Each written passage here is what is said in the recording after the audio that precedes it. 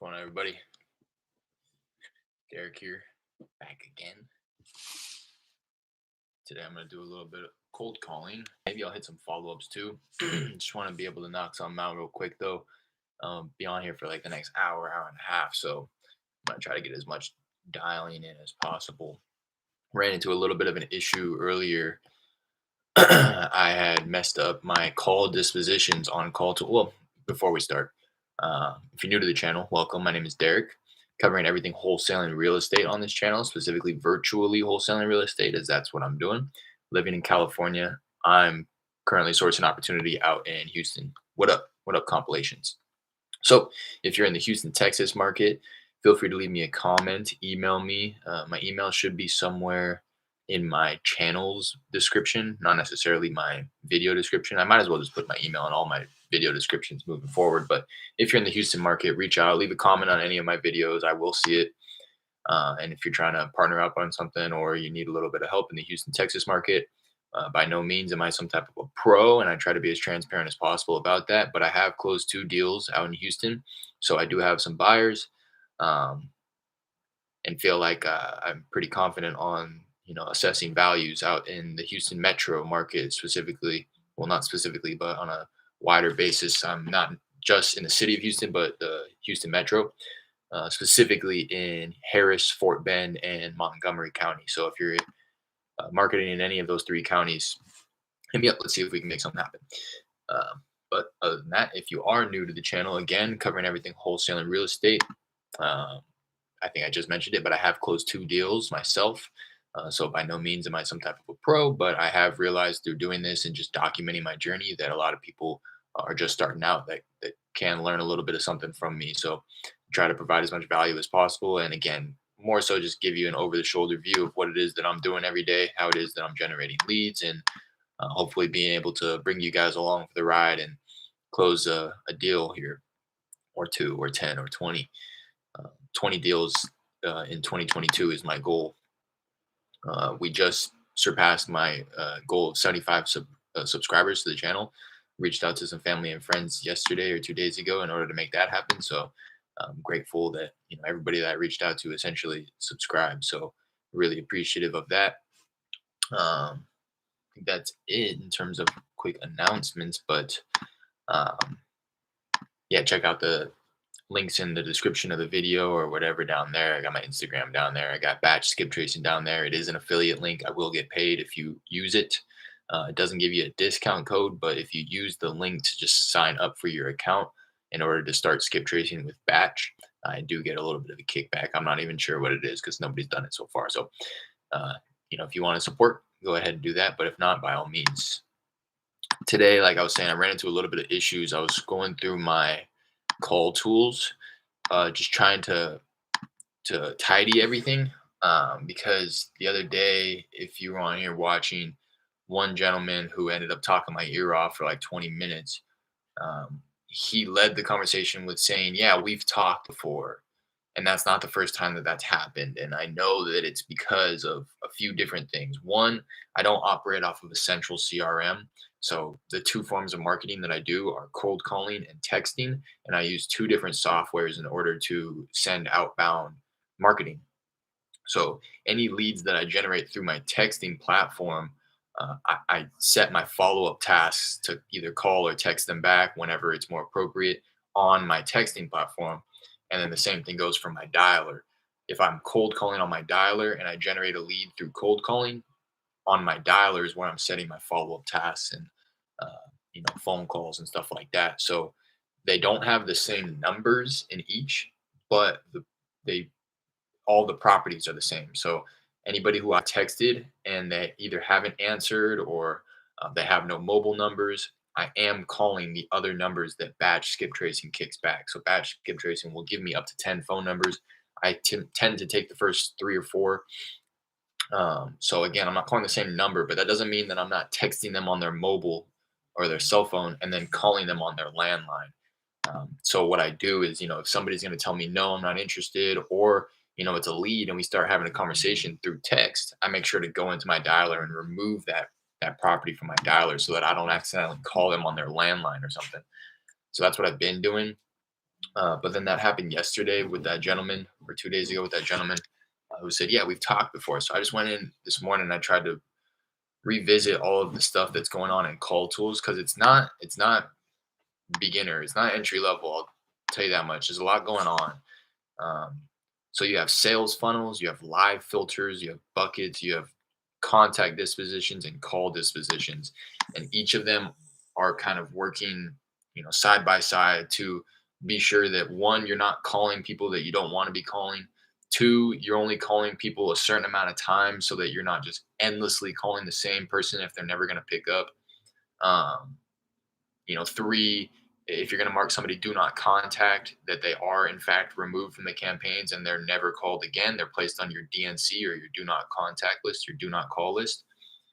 So it's doing all that stuff, but it's very easy. I found this in compilations. Remind me, I think that you just said that you got call tools. So this is something that you're probably going through right now yourself. But in the beginning, it was pretty treacherous trying to navigate all this stuff, and I feel like I've done it successfully. But then again, 2 days ago, that gentleman was like, "Yeah, we've talked before."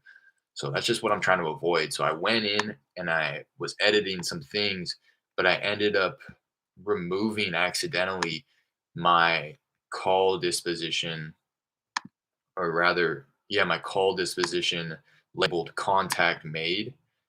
Um, and without going into crazy detail, it's like I couldn't just create a new contact made and then it update all the ones that were previously marked as contact made. So now in my dialer, I have nobody marked contact made.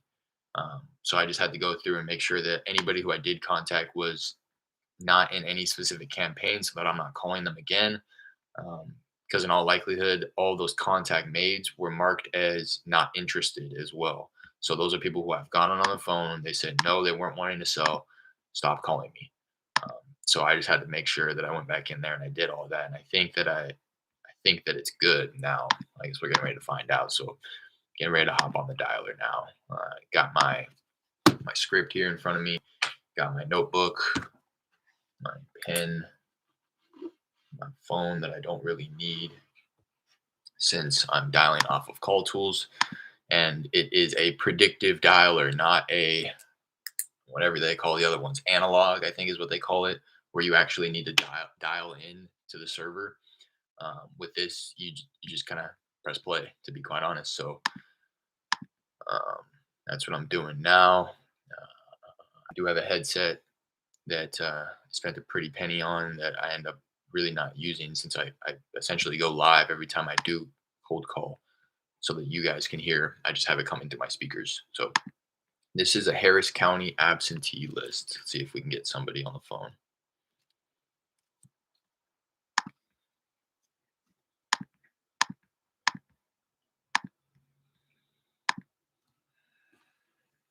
That's what my phone's for. It's for scrolling Instagram while I'm waiting. Knew I needed it for some reason.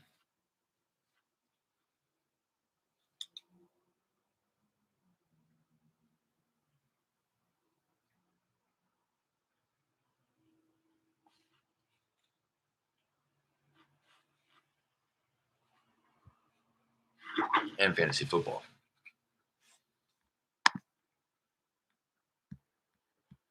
I think I'm dialing off of 5 lines with this campaign. I've definitely called through this campaign a number of times. I've called through a lot of these campaign a number of times, but I've set up I think it's sales funnels accordingly. So I'm just letting it run its own course, right? So hello. Hello? Hi, is this Miss Dillman? No? Oh, I'm sorry. I'm not sure if I have the right number here. Hopefully you can help me out. I was looking for the owner of a property on Arrowhead Lane. That property's been sold. Oh, okay. Completely understand. While I have you, would you happen to have any others you might consider selling at the moment? No, not at this time. Okay. All right. Well, I appreciate you taking the call. Sure, thank you. Bye now. Not interested. Contact made. Hopefully that contact made disposition is working correctly so that I don't call that woman back. I don't know what her affiliation was. Hello? Maybe it was ex-wife or something. on to the last name, Mrs. I was looking for Mr.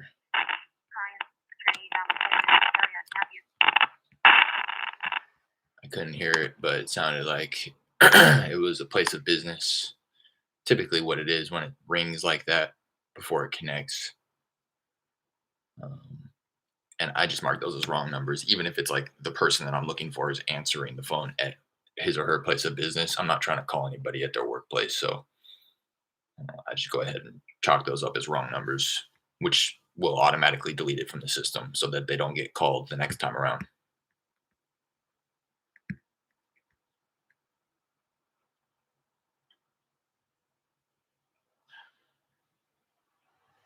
And yeah, that's kind of the progression. I know I mentioned this a lot, but I find that reiterating this type of stuff is still beneficial because somebody's not going to watch all my videos. So, you know, if this is the only video they see, I'm hoping that they take a lot of information out of it. So I tend to reiterate myself. But when I go to intro myself, if I can pronounce their first name, I'll ask for them by their first name.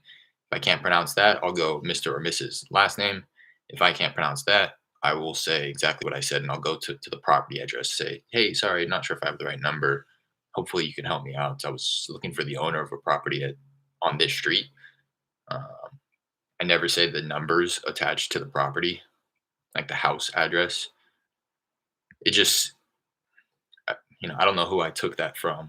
I mean, it's pretty universal, but the reasoning behind it is you just don't want to seem like you know too much about them right in the beginning of the conversation, right? It's like a little invasive to say, hey, I know you own this property at this address with these house numbers in this city. You know what I mean? It's hello. See? Hi, Miss Rivas. Huh? Hi, this is Derek. Sorry, I know this is a bit random, but I was calling about a property I believe you own on Bugle Run Drive. No, we don't. You're in a total different state, my friend. Oh, I have the No wrong number property is here. listed. Okay, okay. I'm sorry about that. Thank you, bye. Um, it's a different state, she said. Although I do see that a mailing address attached to this is in California. So this one is absentee owned regardless. I just don't know if that was actually hers. She was definitely making me believe that it was the wrong number. Hello? Carewood Home. Hi, I'm so sorry. I think I dialed the wrong number here. You must have been.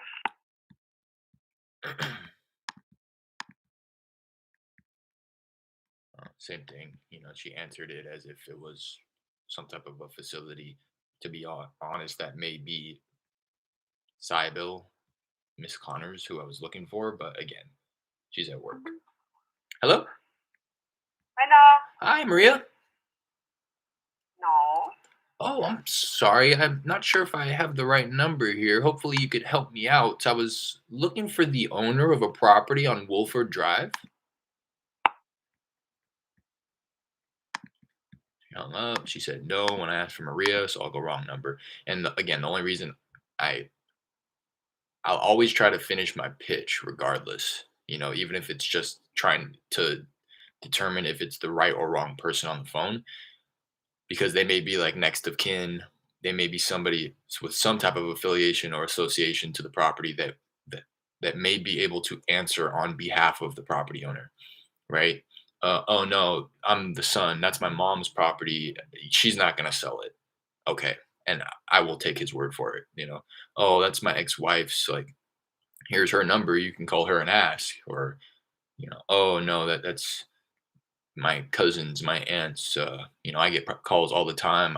I'd asked her at one point. She said that she's not wanting to sell. So that's what I tell everybody. Okay, I'll take your word for it. You know what I mean? Hello? This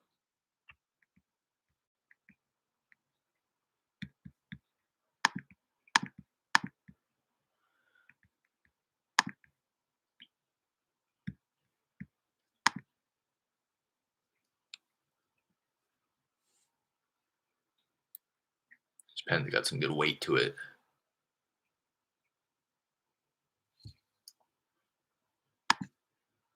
For all my pen lovers out there.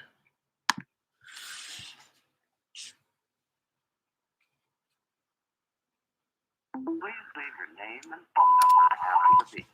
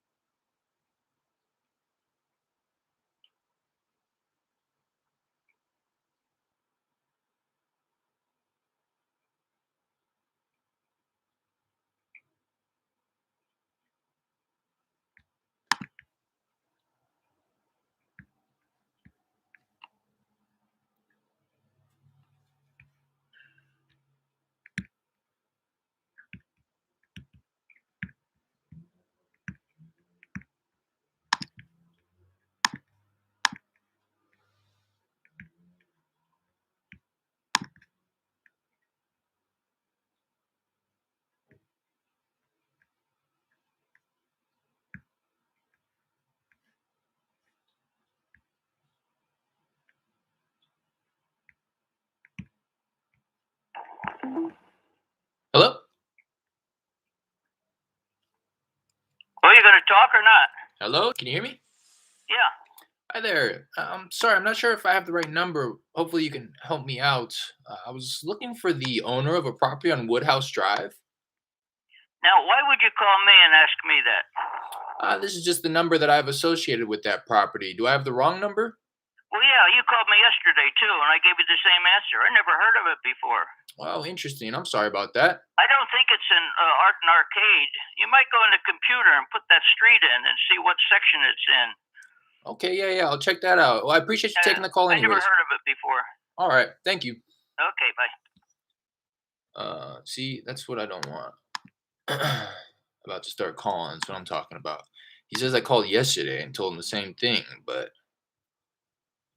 see, and I could just be like over analyzing because a lot of people say that, assuming that they actually talk to you when they talk to somebody else, right? So I'm gonna say, what I want to do is look at the history here.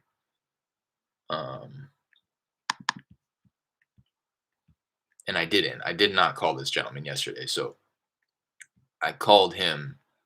I called this property the 14th of December.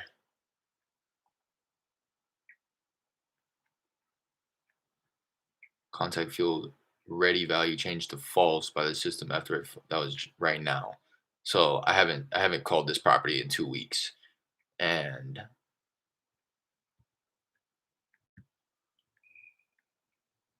I called one number 2 minutes ago, no answer. And then I called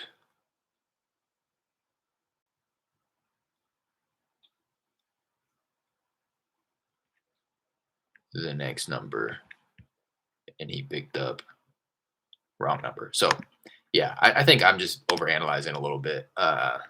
Again, like my goal in this was to ensure that I have all of my It's difficult because it's all automated, right? So I just have to set it and forget it. I have to put all of my filters again in call tools. It's your sales funnels, your live filters, your buckets, your tags, your call dispositions, and your contact dispositions. And all of them do different things. And all of them need to be kind of cohesively talking to each other so that one doesn't override the other and all that good stuff. And what what that is doing is ensuring that you're not calling the same people. You're not calling somebody like within minutes of them of you calling them and them not picking up. You're not calling them within minutes. So for me, I call the first time 2 hours later.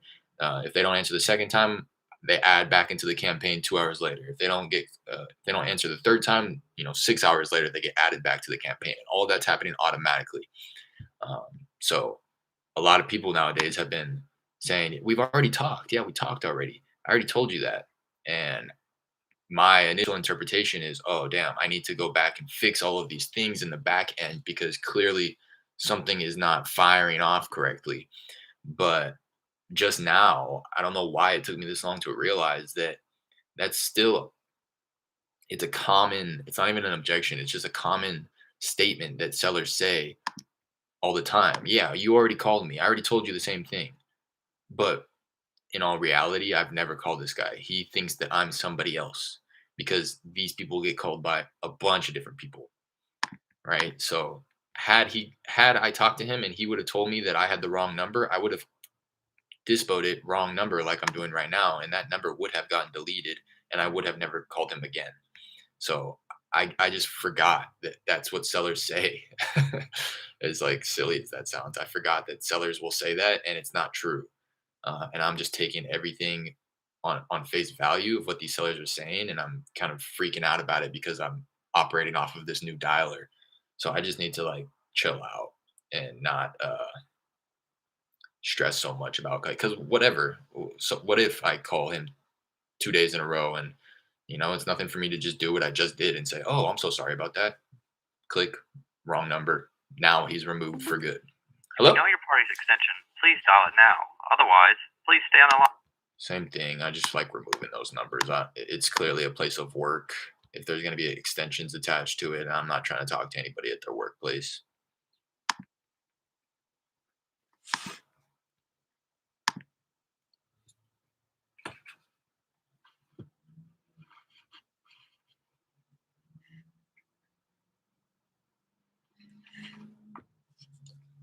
I don't know why it took me so long to realize that.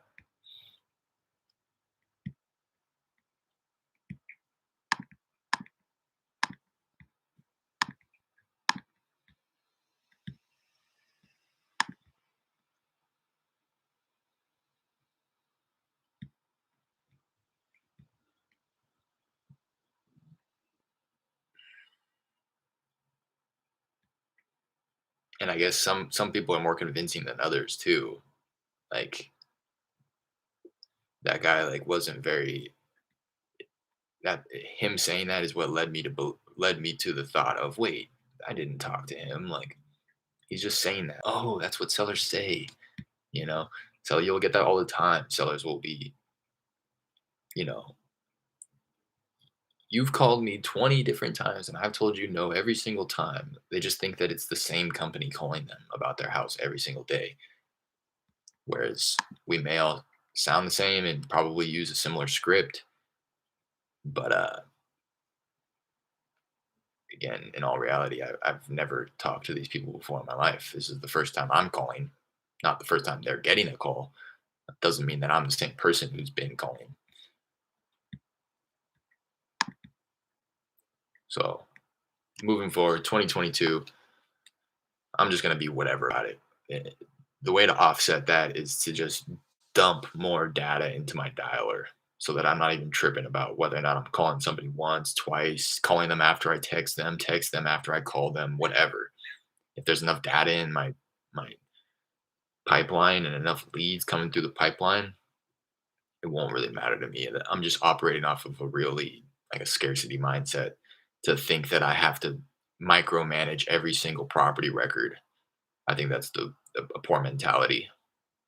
I need to just be on the wave of it doesn't matter. I'd rather get a second no than miss out on an opportunity if somebody's willing to have that conversation through voice rather than text. If they text me saying that they're not interested, as opposed to never calling them, maybe I call them anyways and just get that second no. Yeah, it's something that I will definitely do when I get some cold callers.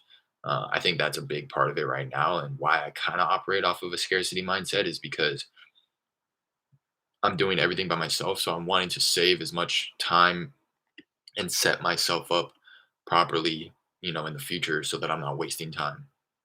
So I think I will continue doing the texting thing, um, where I remove people from my dialer if they text me saying that they're not interested. I am pretty strict about that, so I'm not just like, if somebody texts me back saying no, I don't remove them from my dialer because for all I know, it's not the right person. I try to only remove the people who say, you know, that property was sold last month, or, you know, there's no interest in selling that property at this time.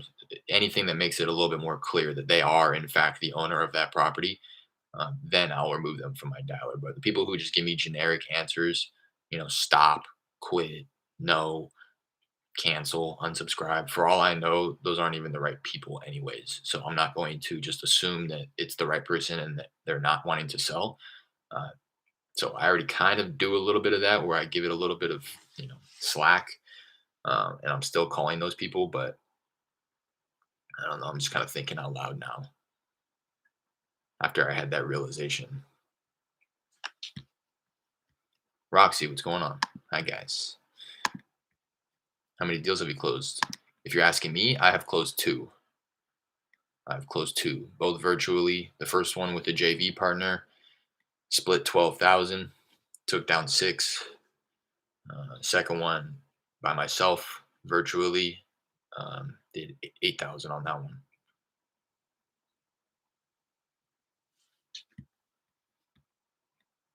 And those ones closed in August and September. Both of them took about 45. The first one took about 60 days, I think. I got that one, I think, in like the beginning of July, and I closed it at the end of August. And then the first one I got under contract like mid August, right before that first one closed, and then closed that one end of September.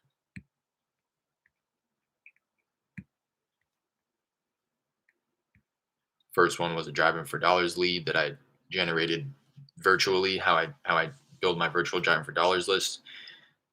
Um, and the second one, I pulled that list from PropStream. It was just an absentee owner, just very generic list. I just caught him at a good time. It sounded like he wanted to pay off some debt and take his wife out on a vacation. I didn't even learn that until after we closed on it.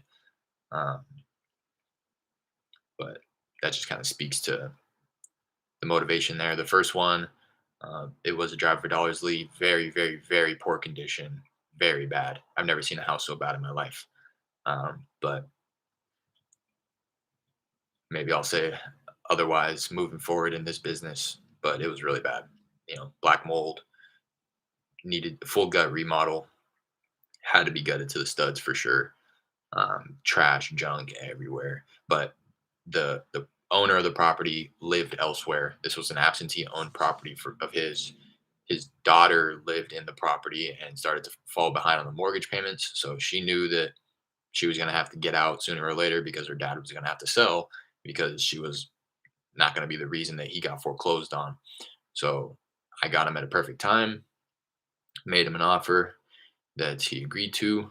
Um, I helped the daughter out by hiring some movers for her. I was telling this story to my buddy Drew the other day, and uh, he was asking like, "You were coming out of pocket with all these expenses?" And I was like, "Yeah, I knew that there was a good chunk of change waiting for me on at the closing table." So while it was still under contract, I put up the $100 in earnest money. I My JV partner's cousin went and took pictures for free. My JV partner hosted the little cash buyer walkthrough for free, but I came out of pocket. I hired movers, couple $100 to help move all of her stuff to a storage facility that I helped, it wasn't anything specific, but we did do a cash for keys. I cashed her out $500, which covered, should have covered um, a month's stay in the motel while she was transitioning into her friend's trailer. And that should have definitely also covered a month's worth of storage for all of her belongings. That again, I hired some movers to help place these things into storage. So yeah, it came out. I probably came out of pocket like 700-800 bucks in order to get the deal done after the contract. That's not taking into consideration any of the skip tracing or anything like that. But probably came out of pocket, yeah, 700-800 bucks, and then got paid 6,000 on the back end. So then the second one, lot smoother. It was absentee owned. The guy served his tenant a notice, and the tenant got out in like a couple weeks. Um, like I was surprised. My buyer was, I think, surprised as well, because he got out. They also took all their belongings out, so it was just super smooth. Um, it honestly happened too quick. We were not under the. I was not under the assumption that he was going to be able to get the place cleared out, and he didn't necessarily communicate that to me. So I did not communicate that to my buyer. We were all under the assumption that it's probably going to take the full 30 days for the tenant to get out, and then after that, it's going to take a couple days to get everything organized, make sure everything's lined up. So my buyer didn't start lining up his hard money loan until after I let him know, hey, the tenants are out, and he's like, oh shit, like okay, let me get the money lined up. And then at that point, the seller was like, all right, the tenant's out, like let's close, let's do this. Can I get paid? And I was like, well, I wish you would have told me that they were going to be out, 2 weeks before everybody was under the assumption they were going to be out. So he was kind of waiting for his money for a couple of weeks, which was pretty nerve wracking because I was essentially having to call him every couple of days to let him know, hey, yeah, we're still set for, this day, 2, 3 weeks out. He ended up telling me the day that it closed and the day he got paid. He ended up telling me that somebody else was communicating with him while we were in escrow, trying to get him to back out of my deal. And they were offering him more money. And he was like, you know what, I'll just, luckily he didn't communicate that to me until he got paid. Once he got paid, it started to become pretty combative, the relationship between me and the seller, because he, I guess rightfully so, like I guess I did kind of over promise and under deliver. um, but again, I'll take responsibility, but in all honesty, it wasn't my fault. He which is kind of contradictory there, but it was really poor communication between me and the seller. English, I don't think, was his native language as well. He spoke it very good, but there was a little bit of a language barrier there. He got his friend involved, which is a retired real estate attorney, and he stuck his nose in the deal and started making everything much more difficult. Um, so there was just a lot of moving parts, as there is, I'm sure, in every deal. But it almost cost me the deal, and I didn't find out until again after. So once he got paid, the conversation got turned very light. It was no longer this kind of rude, combative, which again is kind of what it got to. The last few days before closing, his real estate attorney friend was starting to really bother me and my title company. Um, they were like, "Look, are we closing this thing or not?" He wanted a paper check written to him at the time that he signed, and my escrow officer was like, "That's not going to happen. Like there's a hard money loan on this, and they need to check, um, the settlement statements before they fund the deal." And I don't know, it was just they started requesting unreasonable type stuff like the day before closing. And my escrow officer put her foot down, and she was like, "Look, are we doing this? Like, I have you scheduled for 10 a.m. tomorrow to come sign. If not, you need to let me know because I have other signings that are happening tomorrow." And I read that and I got a little nervous. I was like, "No, no, don't say that." I thought she was going to push him away, but just as the pullback method works in sales scripts, it definitely worked for that. And they quickly responded like, "No, no, no, we'll be there tomorrow." Because like, why are you gonna? We're telling you that it was $75,000 that was waiting for him. All you have to do is come in and sign it with the key, which he didn't bring. After I reminded him 4 or 5 times, because my buyer reminded me 4 or 5 times, make sure he brings the key. Didn't bring the key. And that's when things really started getting. I was like, how many times did I, whatever. Now I'm just reflecting, but that was a good one. The Mama Jordan mentality. Don't worry about missed shots. No, never. Man, it's been dry on this list for a while. There's only 30 left. Haven't gotten anybody picking up. Just went on a full rant about both my deals before anybody even answered. I'm gonna switch it up here. I'm gonna hop in this out of county absentee, different county. This one's out of county, at least out of county. Some are maybe out of state. Just meaning that they own the property that I'm calling them on, but they themselves live in at least a different county, if not a different state. This one's pretty small too, this list, so should be able to burn through it pretty quickly. I don't know how many lines I'm dialing off of, but should go through it pretty quick. What's up, everybody? I see the numbers running up. Do me a favor, hit the like button before you leave. Appreciate you guys. We hit our goal of 75 subscribers. Now I'm thinking, can we get 100 before tomorrow evening? What do you guys think? Probably pretty optimistic, but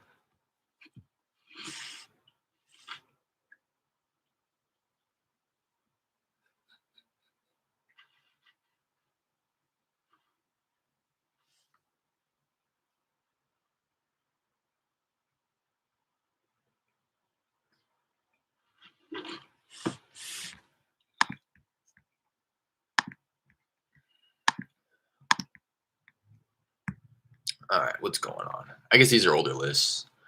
Let me see if I can hop on. I'm just going to burn through this one, though. There's not many. It should only take me another 5 minutes to get through this list. And then I got a couple lists that are like 1,000 plus, so I should be able to get some contacts in there.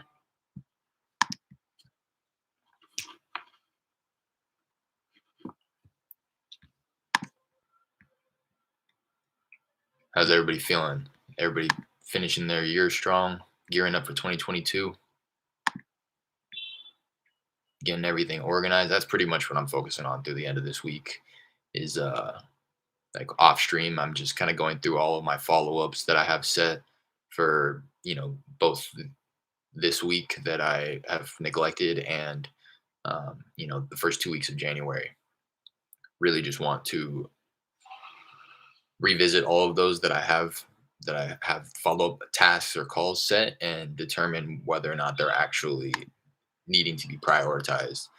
I really want to fill and flood the first few weeks of January with only people who are warm or hot leads, or somebody who is putting serious consideration to actually selling, and not somebody who's just kind of kicking the can down the road, or somebody who's told me, yeah, follow up with me in 3 months, maybe I'll change my mind, or I don't want to. I want to push those out until, like, honestly, February.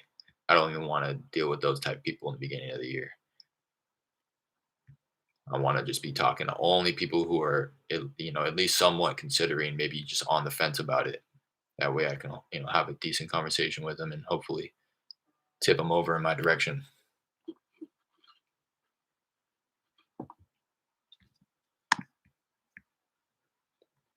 No, fam, it's definitely doable. Dario, you talking about the subscribers? I know. So I defaulted and I ended up. Hello? Hello? Hi, this is Agnes. No. Oh, I don't know why everybody's calling for this fucking Agnes bitch, but I ain't Agnes. Oh, okay. Well, I appreciate you taking the call anyways. No problem. Bye now.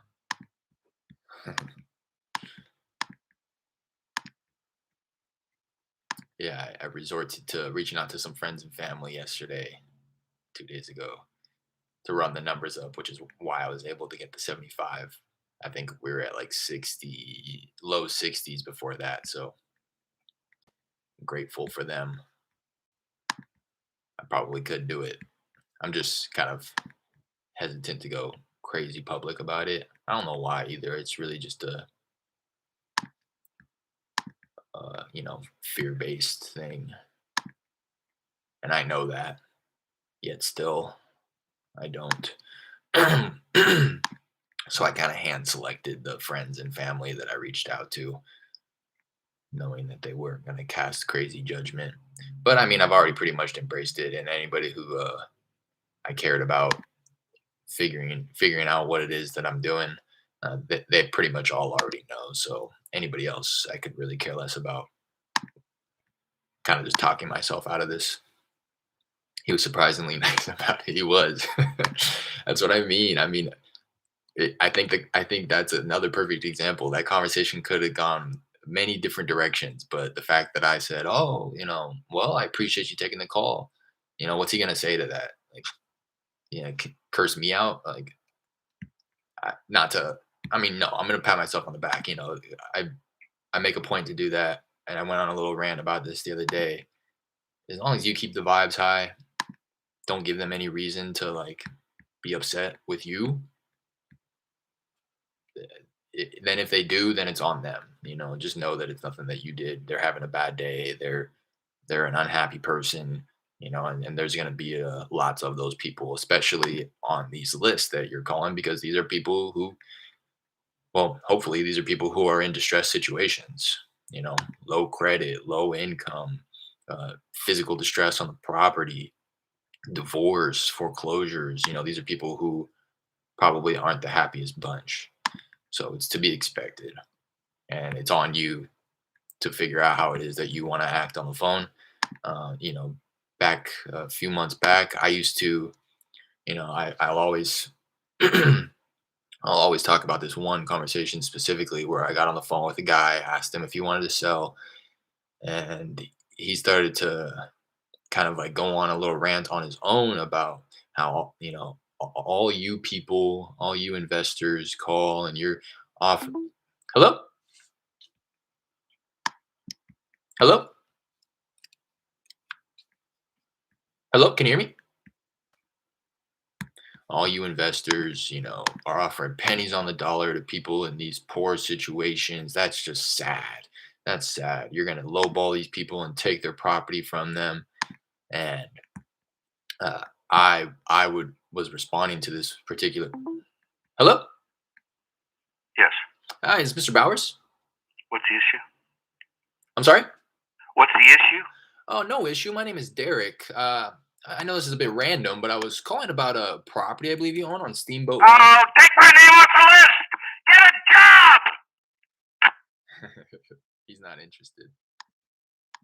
So there you go. Not interested. Contact made. On to the next.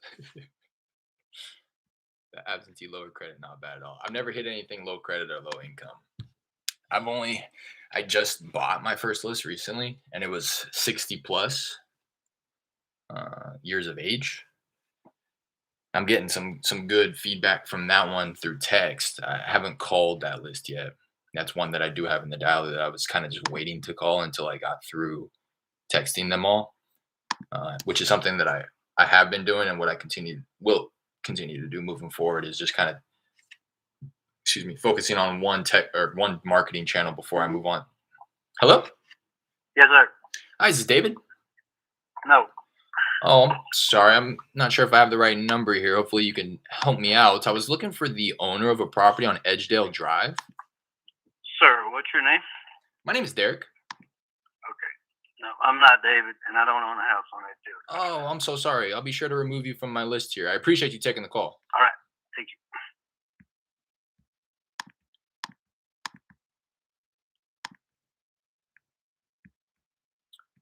Uh, I don't really have an issue giving my name, although I immediately regret giving it out right there. It's not as big of an issue as giving out my company name, which is something that I won't do, at least not until I know that the person is a hot lead and they just want to do their due diligence. But if somebody's going to ask me for my company name, hello? Hello? So, Hi, is this Marcella? no, like that. Exactly.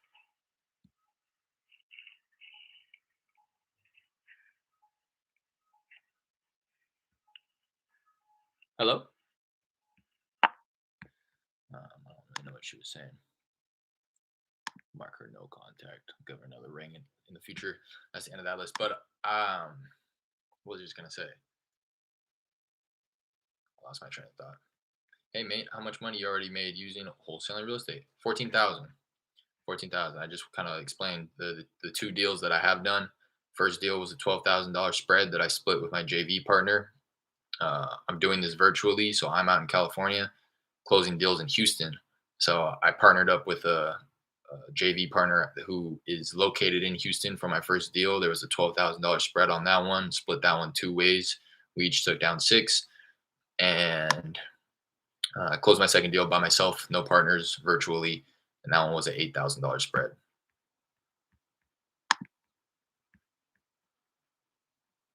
That's the end of that list. Yo, that guy was mad.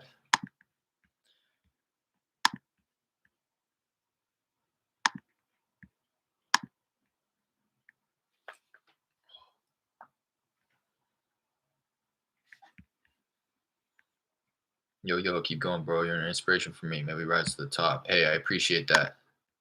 KJ, I appreciate you. I think this is the first time I've seen you in the live stream, so welcome. We're glad to have you.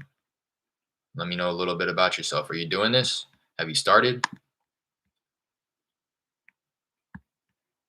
If you haven't started, what's holding you back? And if you have, how long, how far along the process are you? Have you cold called? Have you sent off some texts? Let me know. And let me know what market you're either in or plan to be in. Same goes for anybody else in here who I've never really talked with. Bogdan, I think this is the first time I've seen you in here as well. So I really am curious about that type of stuff. Let me know. Building a little bit of community here, so I'm trying to get as personal as possible with you guys. I know some people, Jared specifically is working the Houston market, so we're already tossing leads back and forth, trying to help each other out. So I'm looking to do the same with anybody who's either in the Houston market or has networking opportunities out in Houston. I am creating a little Discord group. I have created it. I said that I was going to roll that out to you guys within the next few days, which I plan to do. Probably set the goal just for it to be a New Year's thing. So I have it already set up. I'm just trying to get all the channels situated and figure out, what will be most beneficial to have in there for you guys. And I might as well, to be honest, just roll it out and have a little recommendations channel for you guys to drop in your suggestions and stuff. So if not tomorrow, by Monday, I will have that in the description of my live streams moving forward, just so that we have a place to communicate and connect with each other offline while I'm not streaming. Just hop back. So I hopped off that I blew through that list pretty quickly. Was able to get a couple. I don't know if I'm trying to remember if that guy was the correct guy, but I think one or two contacts out of that list. Finished it up pretty quick. Hop back over to the list that I just jumped off of, just so I can finish it. Got like 8 more people to call, so it should be done in the next 1 to 2 minutes.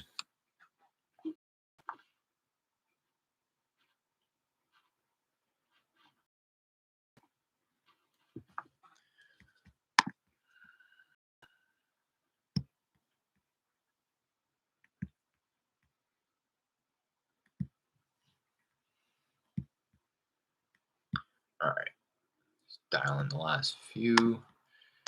All right. I like to give it like Recording. All office personnel. that's exactly why I was getting ready to say what I was getting ready to say. Anybody that uses call tools, I want to give it a few more seconds. It's like there's a little bit of a delay. I'm constantly hopping when I near the end of my list. I'm hopping back and forth between the dashboard tab, which is where it shows you all of your property information, and then the second tab, which is campaigns and queues. And under the campaign that you're dialing in, you'll see the contacts remaining, and that'll just be counting down as you're dialing out. The more numbers you're dialing out, the lower that number is going to be, and it's going to continue dropping until it hits 0. until there's nobody left to call on that campaign. But what I find, and if you're not on that tab and you're on the dashboard, Reassess recording. All office personnel are on bro, so it's happening like as I'm explaining why.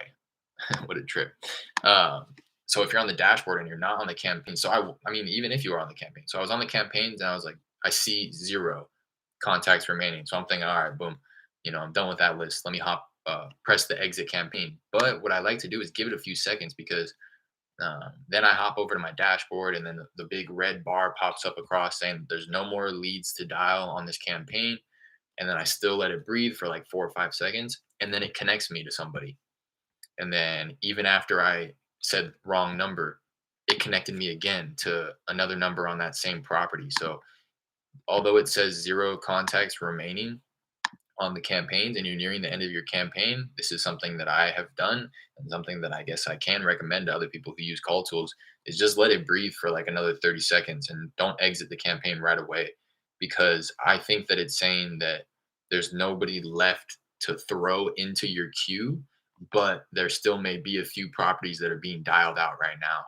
And not only a few properties being dialed out right now, but if there's multiple numbers attached to that property, it's still going to call every number. So in this case, I think that it said, no more leads to dial, 0 contacts remaining in this campaign, but it was dialing like phone number 1 for this last property.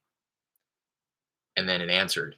And then I said wrong number. And even then, it still says 0 contacts, no more leads. And then a couple seconds later, it connects to another phone number attached to this property. And that was wrong number. But again, just a little something that I've noticed is it's pretty, it's quick to tell you that there's nobody left to call and that there's 0 contacts remaining. But then if you just give it a few seconds, you'll realize that it is still calling people. It's calling the last few people.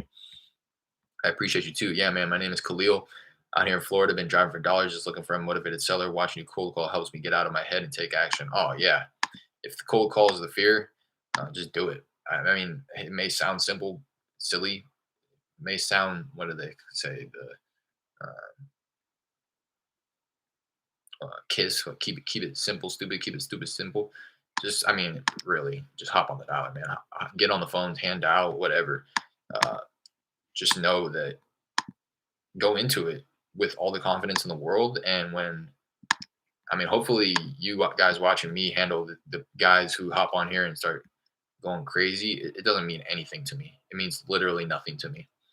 So hopefully that's enough to get you to realize that, oh, like, so that's the story I was getting ready to finish back a few months back. Some guy was like, oh, you lowball people, all you people are just taking advantage of people who are in problems. And I found myself arguing with the gentleman saying, no, well, we're helping people. We do this. And for those people who can't, help themselves, whatever, I just found myself arguing. And then it got me all bothered and my blood was boiling and I stepped away from my dialer and I went and vented to my girl. And she was like, why didn't you just hang up on him? And I was like, oh shit. Like, I guess you're right. Like nobody is telling me that I can't just hang up on these people. So KJ or Khalil, if that's what you're fearful of, just know that you have all the power in the world to just hang up on these people who are going to curse you out, or you know. So just do it, man. I like how you're driving for dollars, though. That's step one. That I was talking to my buddies. Build that list and build a sizable list too. Don't build 50, 100 drive for dollars leads and then call them.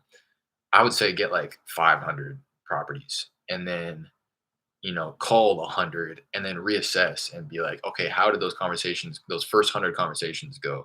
What can I do differently? How can I tweak my script? How can I, sound a little bit less like a robot, less like I'm reading from a script, and then call the next 100 and then do the same thing, reassess, just so that you're not having to call 100 and be like, oh, okay, that wasn't it. I need to do this, this, and that. And then before you're able to get back on the phone, you have to go get another 100 properties. So that's what my recommendation would be. That's what I recommended to a buddy of mine the other day who's thinking about starting. Do it one step at a time and go pretty crazy on each step. Build a list of 500 cold calls straight, all five, well, not straight, but reassess every 100 or so that you're not just burning through all 500, saying the same exact thing, using the same script, because in all likelihood, it's going to be ineffective if this is the first couple hundred people that you're calling. So That's what my recommendation would be. Let me hop back into this one. This is another Fort Bend County absentee. This one's just there's no restrictions on whether or not it's out of county or out of state or anything like that. So for all I know, they live right next door to the property.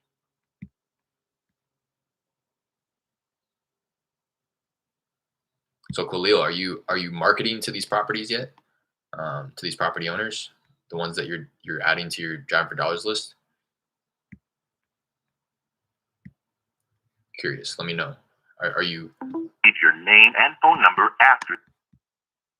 have you taken the step to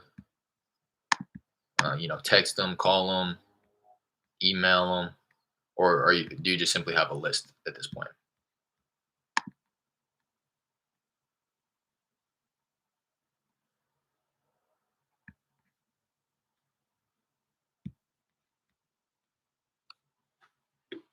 Again, thank you for your call.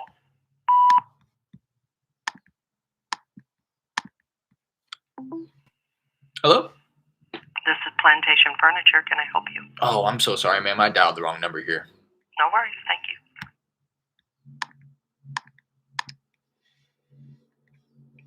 Leave your name and phone number.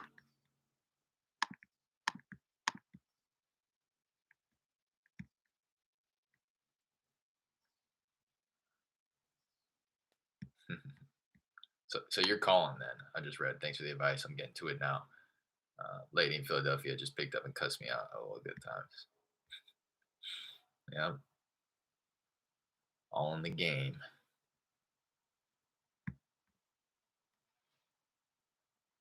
So you're out in Florida doing it virtually in Philly, is what it sounds like.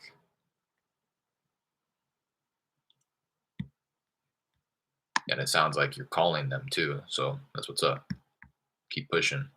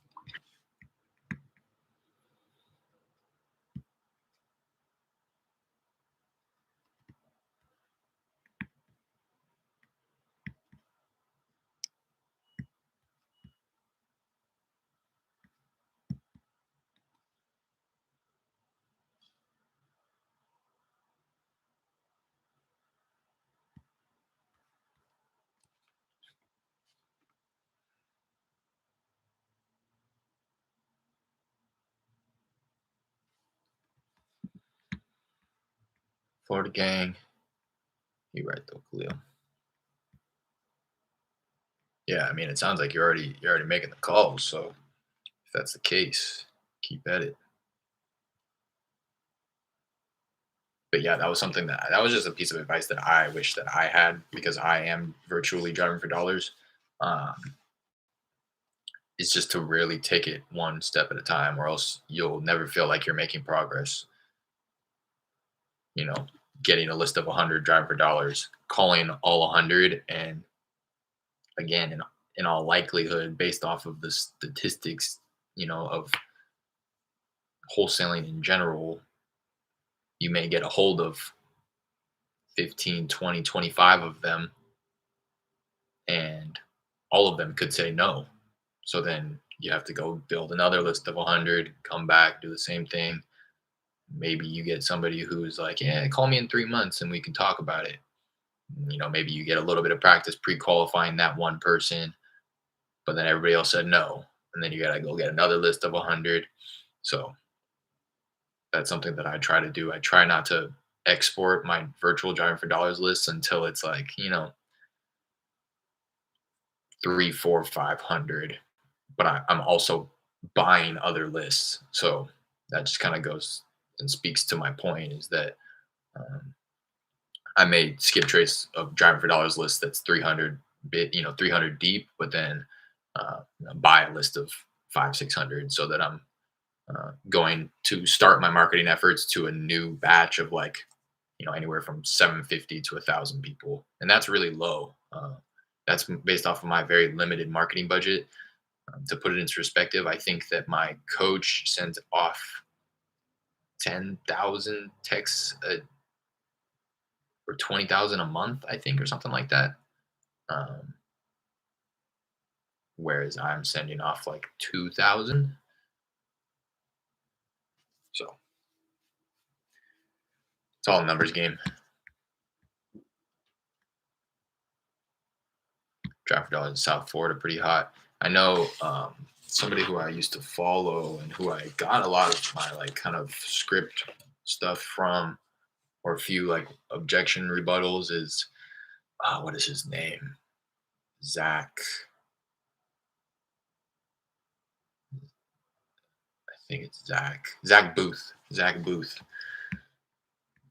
He did a 40 for 40 challenge, 40,000 in 40 days, where I think typically his market is in Utah, but he flew down to Florida, I think South Florida, and he builds his whole operation off of just driving for dollars. So I would definitely check out his content if you guys are driving for dollars and doing it that way. He went out there again. The challenge was 40 days to try to get 40,000, and he got a lot of properties under contract. And you can see the amount of effort that he put forth too. It wasn't just, let me go drive for dollars for a couple hours one day. It was like he treated it as a full-time job, 7 days a week. He would go out on the weekends for like 10 hours and build a list of like 1,000 plus driving for dollars property, so that he had a good chunk of properties to then market to for the week. And then he would market through all of them and then go out the next weekend and build another list of like crazy numbers driving for dollars. So I would check him out if you guys are interested in that type of content. And again, I bring that up because I'm pretty sure he did it in South Florida.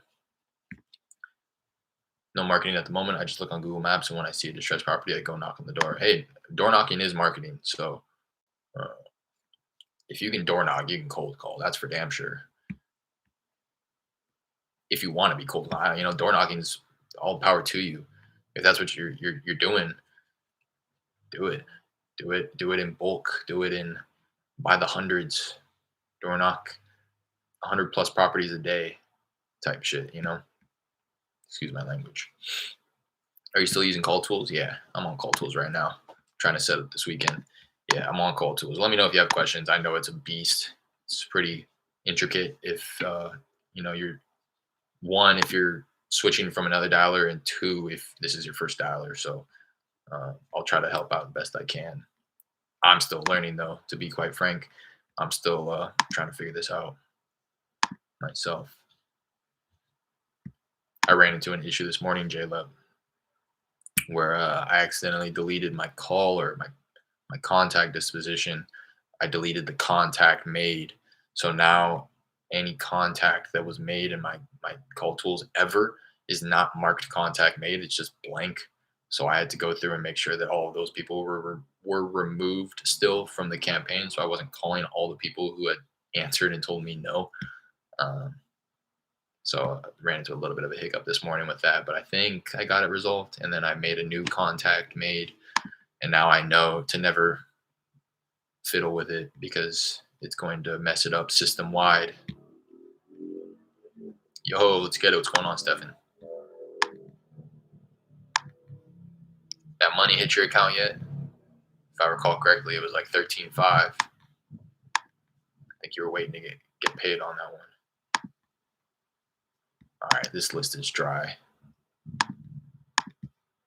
Hop out. I'm going to call this list. This is a list that I bought. This is the 60 plus years of age, absentee owned. These are people. So I took that list and I took the mobile, a good majority of the mobile numbers, and I texted them. But this list right here is all the other numbers. So I grabbed, all the landlines or all the mobile numbers that were like third or fourth. I tend to only push like the first two numbers if they're mobile, to my texting platform. So this is just all the other numbers attached to those properties. And then I have another list in my call tools where it's no SMS response, meaning that the mobile numbers that I put in my texting platform, if they went through the full 20 days of my campaign and never responded, or at one point in time, I started to receive Twilio errors because there was some reason why my texts weren't going through. I take all those people and then I push them to my dialer so that I can then try calling them as opposed to just leaving it be dead, you know. Oh yeah, calls cool. Call to hello, hello, hello. Can you hear me?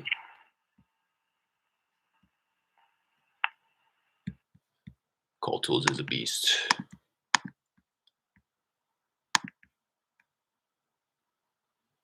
A mortgage loan officer, guys like us would be perfect for it, and it's big money. No, I've never looked into a mortgage loan officer.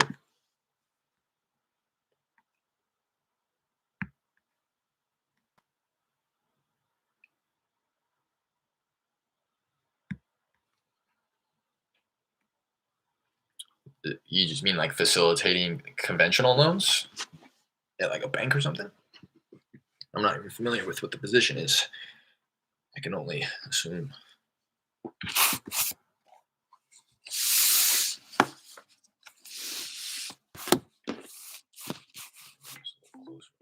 Hello? Nobody home? Is this Mr. Rivas? This is Houston. Come for agency and hearing. This is the answering service. What can I do for you? Oh, I'm sorry. I'm not sure if I have the right number. I was looking to get a hold of the property owner of West Star Lane. Fuck you, sir. All right. Well, have a good day. I appreciate you taking the call. Fuck you, sir. I appreciate you taking the call.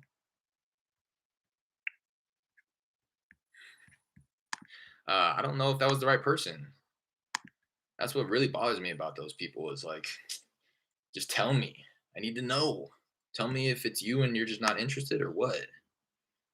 But I just don't know. What do you think? You think that was the right person? He's talking about answering service, but then he started cursing me out. I'll just say wrong number. I'll delete that number. I'll call the other ones.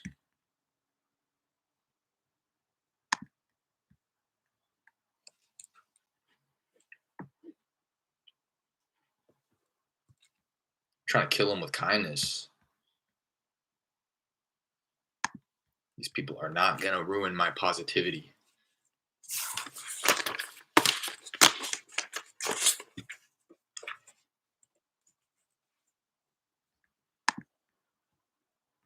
Finally closed today. Let's go. Had to drop my assignment fee price. It's all good. Property had a foundation issue, but nothing major. 7.5 assignment fee. It was a good day. Let's go. Everybody hit the like button. Drop a comment. Congratulating Stefan. Just took down 7.5. Got paid today. Money hit his account. That's what I'm talking about. Great way to end the year. Let's bring that into 2022 and keep that momentum rolling. That's awesome. Congratulations. Let's go. Homes for lease in the Houston and surrounding areas. So These homes need repairs. They are fixer-uppers. If you're willing to make repairs, you can take possession of a home today. To do this, all you need is your first and last month's rent. For example, if the rent is $6.95, you can pay just $13.90. Absolutely no credit needed. Our leasing representatives have not looked at these homes. So go by and take a look for yourself. At the beat, please leave your name and number and the address of the home that you are interested in, and we will be returning your phone call as soon as possible. Once again, thank you very much. Hi there, my name is Derek. It sounds like you have a number of properties that you're looking to lease to own, if I understood that voicemail recording correctly.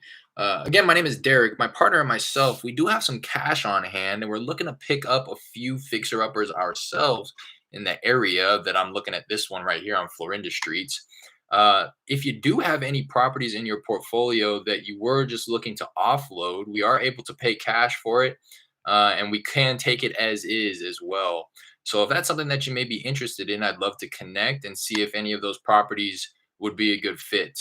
Again, my name is Derek, and my direct line here is 832.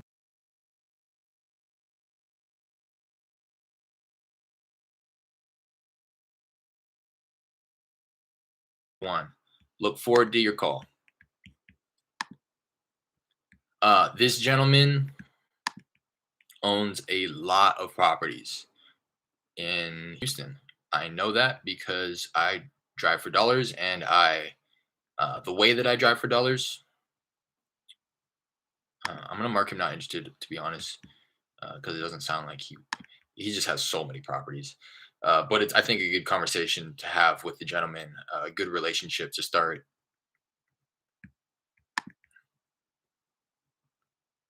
Um,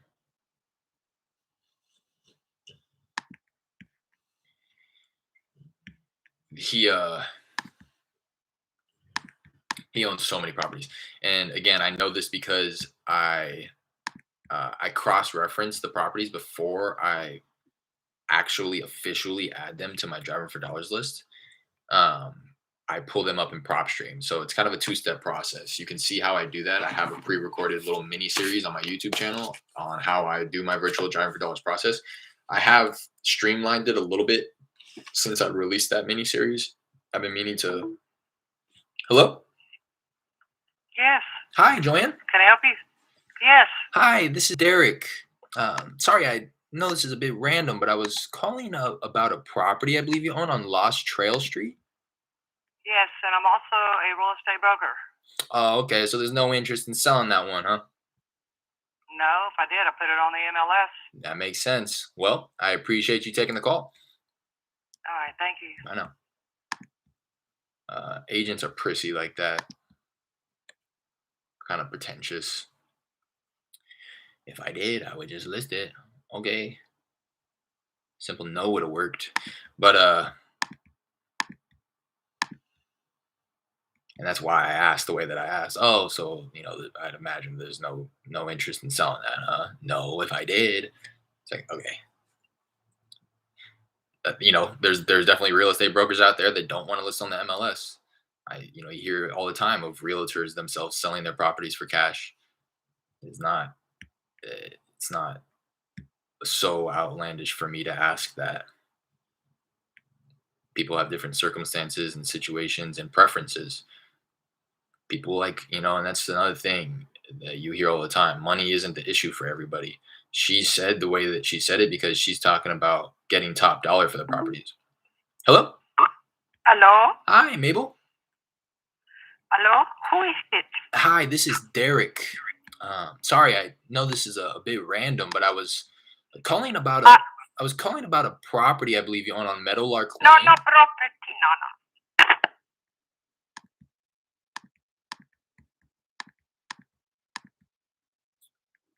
I was gonna say, you hear all the time how people are willing to let their property go for cheap just because it makes sense for their current situation and circumstances.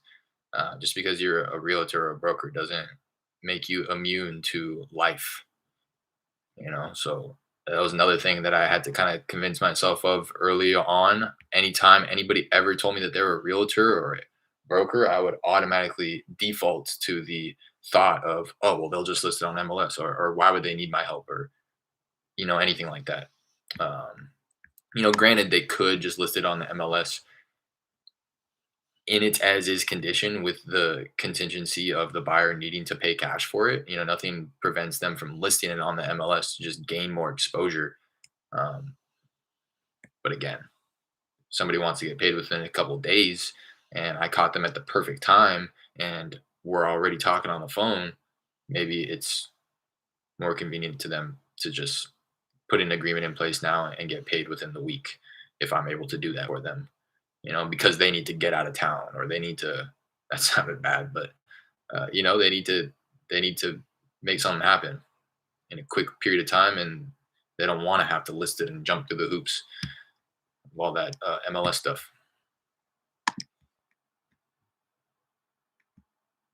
Yeah, it's similar, but for a brokerage firm. It's a work from home loan originator. Okay, loan originator, I've definitely heard of. So instead of us finding the deals, I had a plan to work for a brokerage, and I can get access to realtors and clients. Hello? Bingo, bingo. Hi, is this Mr. Morlock? Y'all got a quick call on this guy Mark, 'cause I don't know who the hell he is. Oh, I'm sorry. That's not what I said, but I'll go ahead and mark him wrong number. Did he answer saying bingo bango? Is that what I heard? Did I hear that correctly?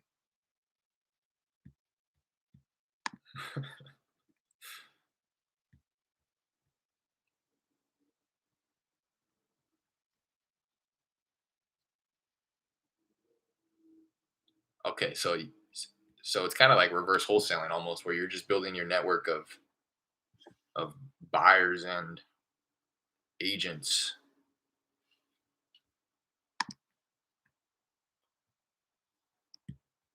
If I'm understanding that correctly.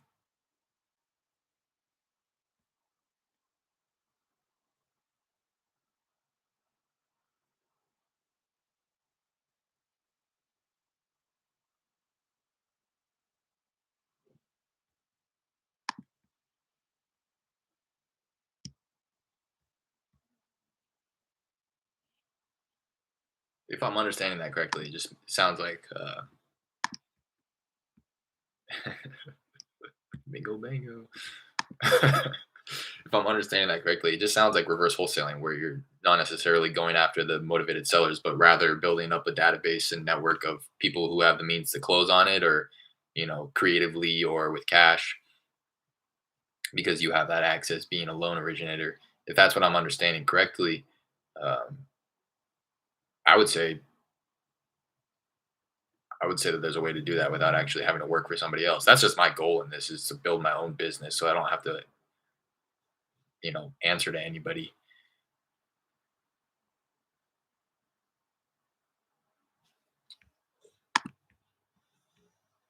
Who you skip trace with, batch skip tracing. I have a link in the description of this video and any other video. If you do choose to support, it's a little affiliate link. I'm not cool enough to get a discount code yet, but one day.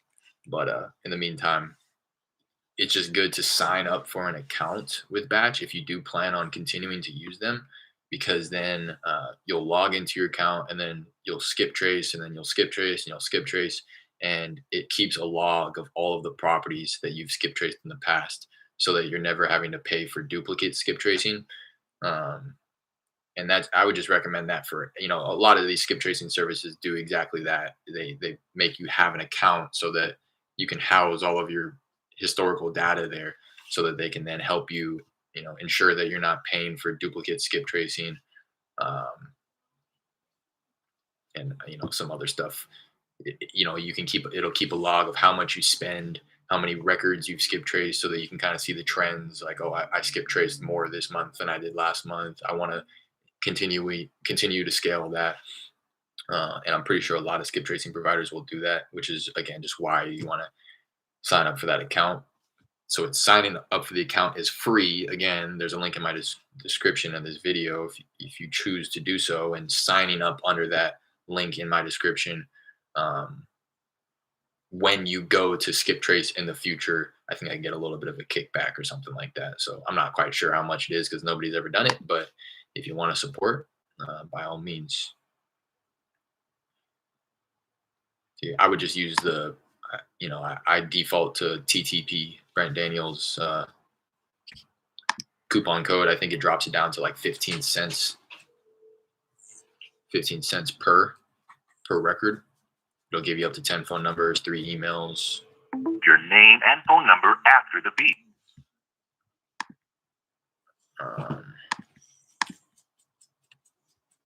Also, I think they're running a promo right now. Let me pull it up in my. They sent me an email.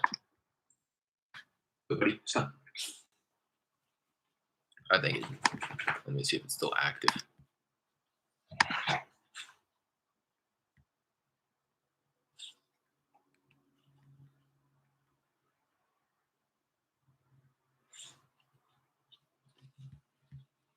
I think it's like holiday discount code or something like that. I would try to find that on just social media. It's floating around everywhere. I'm getting ads for it on. I'm sure I can even just scroll through some Instagram videos, stories right now and see the ad. But they're offering something that's dropping it down to 13 cents. I think through the end of the year or something like that. So I would look into that. Do you have Call Tools 2.0 or the old version? 2.0, I believe. Um, 2.0, I believe. I just signed up recently within the last few months, and uh, I've seen that too. I don't really know the difference, so but I've definitely seen 2.0 in a number of different places. I can't tell you where exactly I've seen that, but the fact that I've seen it leads me to believe that I have 2.0, and the fact that I signed up very recently. Uh, I don't know why they would give me the old version, and it's constantly updating. You'll hop into, you'll go like because it's just an application is what I've also found. It's not like a website that you're going to when you pull up Call Tools. It's like a desktop application. So it's app.calltools.io is the website or the URL rather. Um, Leave your name and phone and number. quite constantly they will, if you hop on to app.calltools.io, it'll bring up a little pop-up that says new update available. Um, and it'll just automatically update it with all the new rollouts, whatever they are. They don't tell you what they are. I'm sure you can find somewhere what they are, but I just assume that it's beneficial.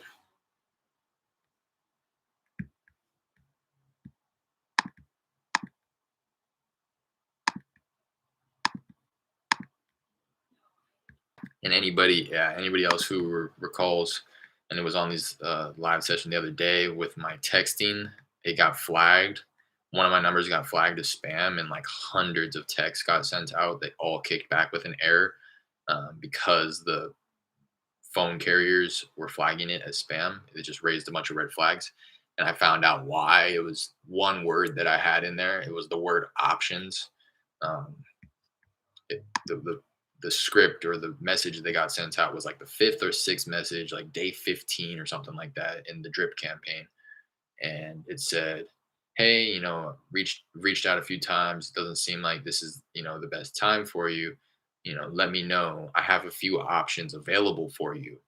And that was the one that, some other messages got flagged, but that was the one that predominantly was getting flagged as spam. So I reached out to support and they were like, yeah, here's a list of all of these words you want to avoid. So I have that list. This is, something that I think would be really useful to throw into like that Discord group once I get it all set up. Just having like a channel full of resources like this. Because a lot of these words and a lot of like synonyms to these words are also going to get flagged. And the support representative let me know, please keep in mind that the carrier filtering agencies are smart. So different variations of the language above will likely also get your numbers flagged as spam. So stay away from apologetic messaging like, hey, I'm sorry. Not sure if I have the right number. Like you don't want to say that stuff through text. It's okay to say it on phone, obviously, but anything. I'll kind of read you guys some of the stuff here that is on the list.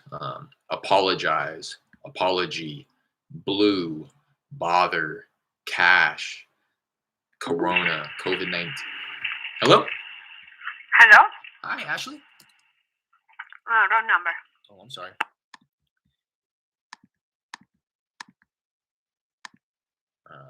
Did I reach the right person? Do you happen to know? Do you know anyone? Local investor, interested, options, offer, out of the blue, public records, purchase, selling property, random, spam, sorry.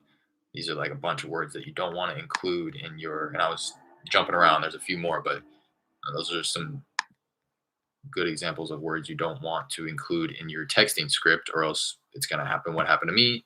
All your messages are going to get flagged. So I had to go through and stop the marketing on all of those people, or else they would have just continued to get texted. Hello? Uh-huh. Hi, this is Miss Fam. Yeah. Hi there, this is Derek. Sorry, I know this is a bit random, but I was calling about a property I believe you own on Greenway Forest Lane. Yeah. Yeah. Oh, I don't own that property. Oh, okay. Do I have the wrong number here? Yeah. Oh, okay. I'm sorry. Well, Okay. while I have you, would you happen to have any property you'd be interested in selling at the moment? No, I don't. Thank you, though. Of course, I appreciate you taking the call.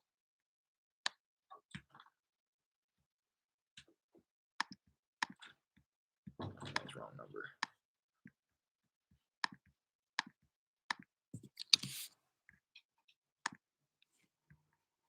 Yeah, I have to get the new version. I have the old version, but it still works. Interesting. I wonder what the old version is.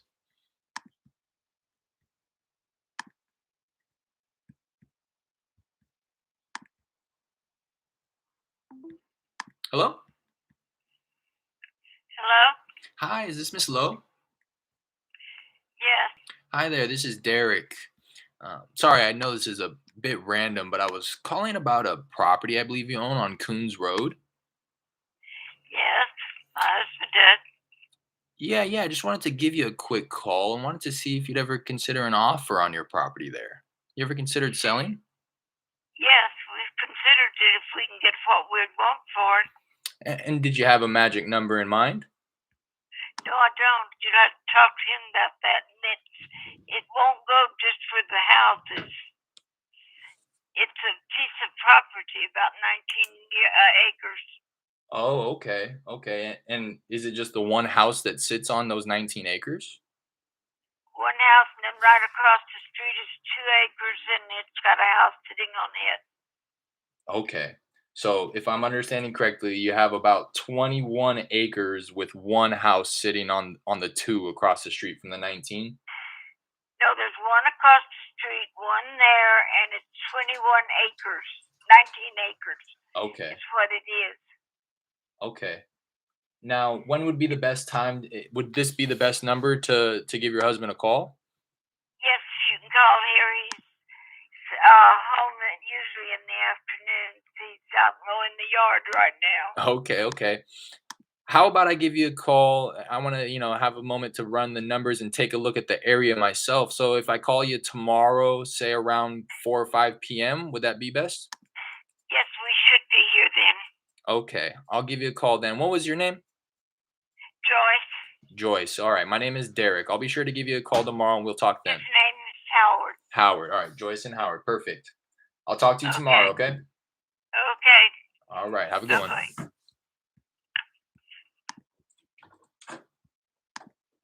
So what song? Huh? You think you said a good luck charm? Yeah. So that was cool. I mean, that's a lot. I don't know what I want to take a look at it. Like I said, usually I'll kind of just say that to buy myself some time. I'll usually say that after. Let me. I'm gonna hop off right now. So I'm gonna say that's a follow up. I don't know if that's really a lead. They want to sell, obviously, but follow up contact made. Leave myself a note. It sounds like 19 acres with one house on it, plus another 2 acres across the street with one house on it. That's what I was understanding.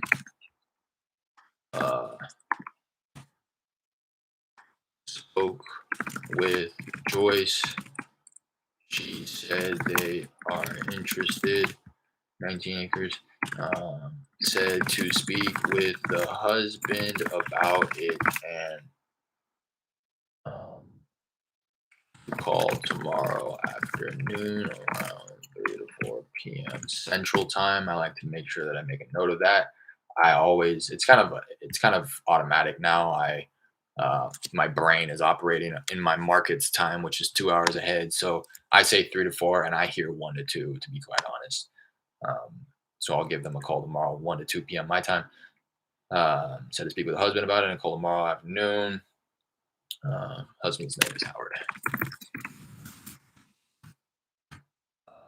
they did not have a number in mind. Well, she said, if I'm remembering correctly, I'm kind of looking for confirmation from you guys, but I'm pretty sure when she said, yeah, we just need to get what she said something along the lines of, yeah, we need to get what we're going to ask for it, or something like that, which is why I said, what's the magic number? And she's like, oh, we don't have one.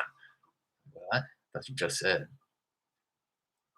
But people will say that anyways. People will say, I'm not just gonna give it away. Okay, well, what's the number you had in mind? Oh, I didn't have a number in mind. Well, then how do you know whether or not you're gonna give it away? Or people will say like,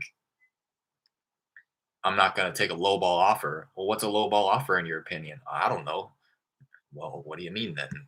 How do you know? And that's why, just that concept alone right there is why I forget who's told me to make the offer the other day. I think it was Jared, which is why you always want to make an offer. One, why you always want to make an offer, and two, why you always want to anchor them. Uh, and there's some people where I won't give an anchor price to them because they're just like, you can tell they're very informed and they're very, you know, they know, you know what I mean? But 99% of the time is, you want to make an anchor because 9 times out of 10, when you make the anchor price, they're going to respond with, oh, no, that's way too low. And then you can kind of come back from that and say, I got this from Steven Morales. He comes back and says, oh, no, that's not my offer. I was just going to giving you some facts of the neighborhood here. And he's able to say that because when he gives his anchor, he says, okay, are you familiar with this street, which is like right around the block from their house? Yeah. Okay. I see a property that sold, similar condition and size to yours for about 50,000. Mind you, your max allowable may be like 80, 90,000. Um, but this property did sell for 50,000. Granted, it may be in far worse condition than what their property is sounding like, but that's your anchor, right? So you're not lying to them. Hey, I see a property that sold for this, similar size to yours. Maybe you don't want to lie and say similar condition if you know. Similar size to yours sold about 50,000. No, oh, no, what? 50,000? And then you can easily come back from that. Oh, no, no, no. I'm not saying that's what my offer is. I'm just giving you some facts of the neighborhood. This is what I'm seeing homes selling for right around the block from your house. Um, but and then you can transition into your offer then, after maybe pre-qualifying a little bit more or digging out a little bit more pain points, however your script is set up. But 9 times out of 10, they're going to respond that way. But one time out of 10, they'll hear your anchor price and they'll agree to it. Mind you, that granted, that hasn't happened to me. Well, my first deal actually was kind of a slap in the face because he did agree to my first price. And I thought that I was anchoring him pretty low, but it just ended up working out perfectly in all aspects. I offered 58 and his response was 58, honey, come here, honey, listen to this. He's gonna pay us 58. And I was thinking immediately, oh man, I should have offered him like 40, 30 even. He was falling into foreclosure and he was under the assumption that somebody was just going to take over his mortgage sub two, which is something that I could have easily done. But I was still able to get him paid. Him and his wife, I think they walked away with like 3, 4 thousand at the end of it. So even then, it was still so tight. Um, I wouldn't have been able to go lower for a cash offer, anyways. I mean, I could have another 3, 4 thousand, but they got paid. I got paid. My JV partner got paid, and I think my buyer is going to make a killing on that one. But he's held it for like I check it every once in a while. He's held that one for like 4 or 5 months now. So um, I don't know. I mean, it was a really bad condition. He's flipping it, but it seems like it's taking a little bit longer than I would anticipate. But yeah, you just never know. So I mean, I guess my first deal was kind of in that situation where I thought I was giving him an anchor price, and he agreed to it. No negotiation. I made the offer, and he agreed. And I started to think, oh shit, am I making a mistake here? Is this too high? Um, but then yeah, I got a buyer come in 12,000 over that, and I think that we could have easily gotten a buyer more than that if the buyer knew what they were doing, and I had the connections at that point. But that was just a guy who I found on Facebook. Literally slid into his DMs and said, "I got this property," and he came and walked it that Saturday, and he said, "Yeah, I'll pay 70 for it." So, uh, and I say that all of that because it reminds me constantly how simple this business is and how it's really just a numbers game. Um, very very simple business, but it's not easy. Because you got to hop on the phone like I just did and get cursed out by a couple people and all that negativity to then hop on a phone with a sweet old woman who's wanting to sell 21 acres of land, you know? Uh, it's just like complete opposite ends of the spectrum. So, yes, sir, Khalil. Do you listen to Luke from the Viking Boys? Absolutely. He's a killer at cold calling. I get all my tips and tricks from him. Absolutely. If I try to pay homage to as many people as possible, but if you hear me, I'm literally saying his script verbatim, word for word, word for word. His opener, how I pace it, how I literally how I say bye. He says bye now. I adopted that, and I'll say it like that. Like no fanboy, no I just his positivity, that's where I get all my positivity from. He keeps such a good attitude on the phone, and I've heard him take all of these cold calls and generate enough leads. Oh, I can tell. Yeah, I'm not afraid to say it either because he's killing it, bro. Him and his partner, I forget his partner name, but um, follow both of them on Instagram, Luke and I want to say someone with a J, but Jake, I think his name is Jake Landis, I believe his first and last name. And yeah, they're killing it, bro. So why wouldn't I duplicate exactly? You know, and that's even where I got the idea to start my YouTube channel. Is him? I saw him just like, oh, it's that simple. You know what I mean? Just throw a camera on and have somebody watch you make cold calls. And I realized how much information I was taken away from that. I was like, yo, this is a very simple concept, and I'm learning so much from him just by hearing him talk. So that's when I started implementing his script. I was like, yo, people are responding to this, you know, and people are responding to his demeanor and his attitude, not just the words. And that's when I really put two and two together. I was like, oh, okay, this guy has the complete package, you know. Um, so I literally duplicated his intro.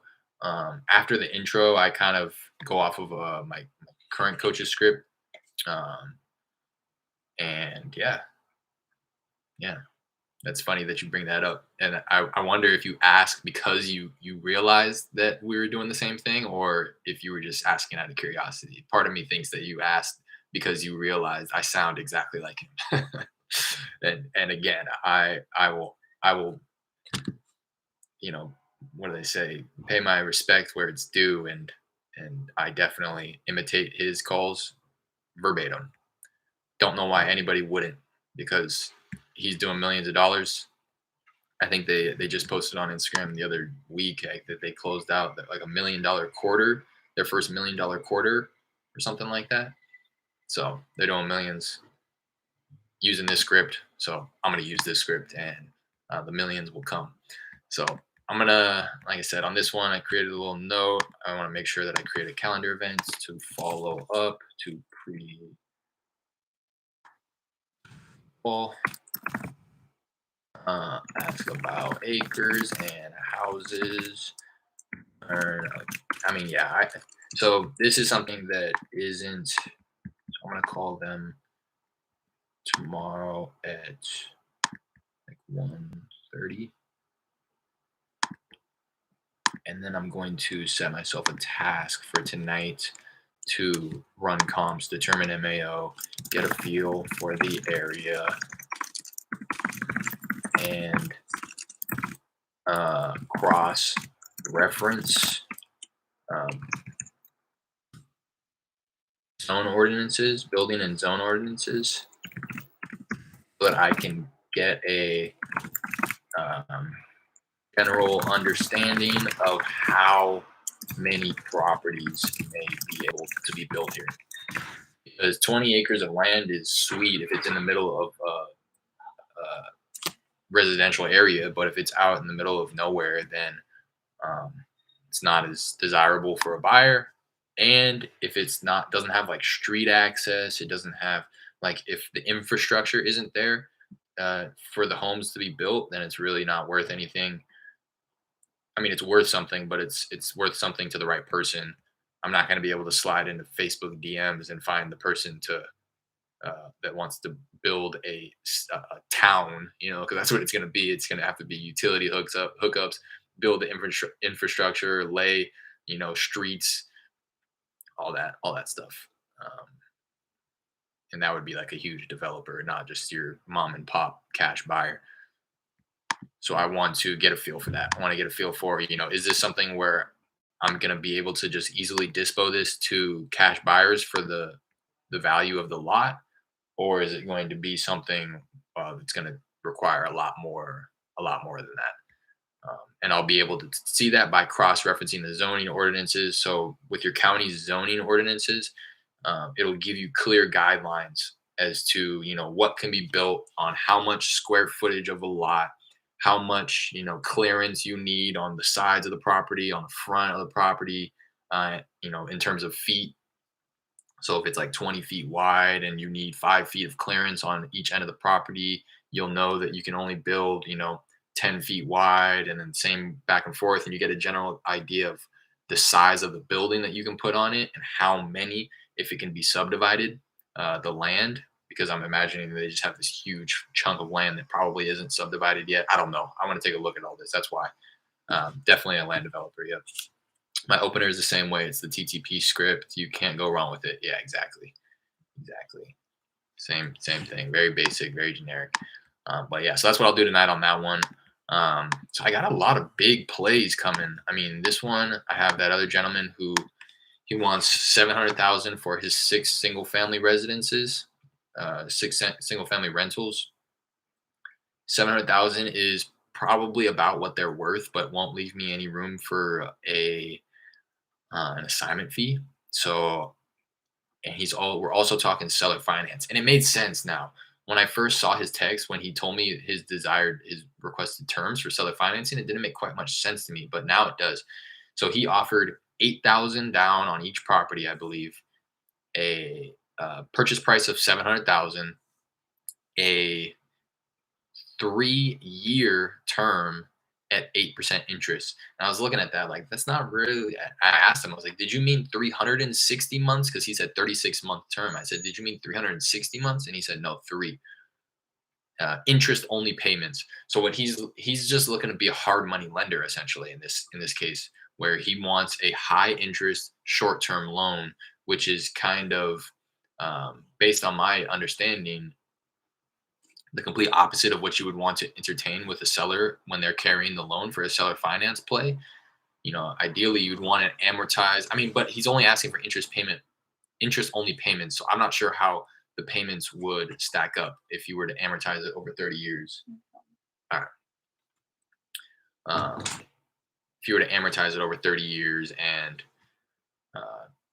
take a low interest rate. So I'm going to take a look at that one, but he does want 700,000 for all 6. If I can get him down on his cash offer at 700,000 and just kind of carve myself out a little bit of an assignment fee there, that may be a good one.